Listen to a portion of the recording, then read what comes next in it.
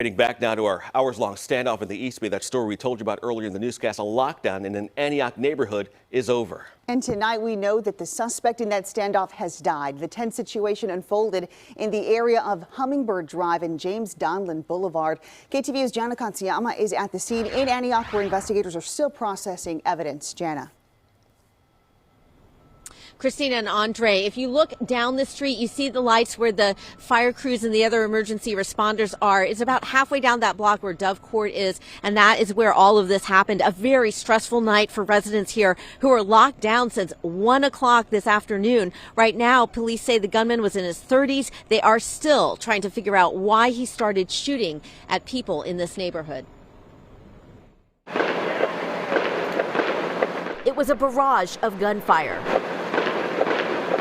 that came from the home where the standoff had lasted more than 6 hours. Antioch police say SWAT teams shot and killed the suspect outside the house after he set the garage on fire and tried to escape about 7 p.m. During the standoff, the entire neighborhood was under lockdown. It started about 1:11 p.m. with a call about shots fired near Dove Court. The suspect was armed with a rifle and was actively shooting at cars and houses. Antioch police say when they arrived, the man was standing outside of his house. At one point, he fired shots and hit a police drone that was being used for surveillance. He then barricaded himself inside. We attempted to make contact through phone calls and text messages. I don't think we were able to establish contact before, and he wasn't saying anything.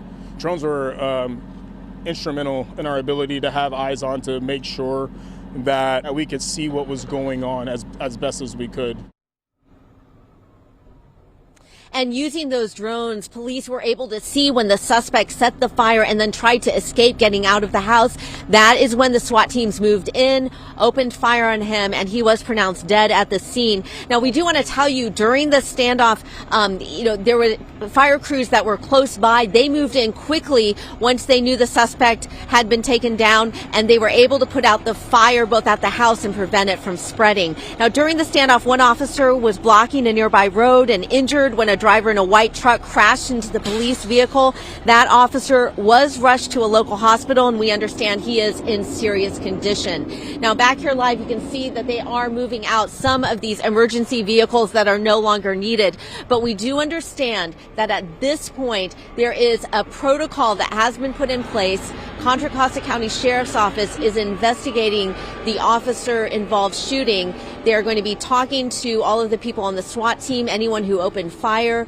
Any officers who did open fire are going to be put on administrative leave while they do this investigation. At this point, we do not have a name of this suspect, but certainly for a lot of the residents here tonight, there's a big relief that this came to an end without any other people getting injured. Christina. Yeah, a lot of information to unpack there. Jana Katsuyama, thanks for breaking all of that down for us live in Antioch tonight.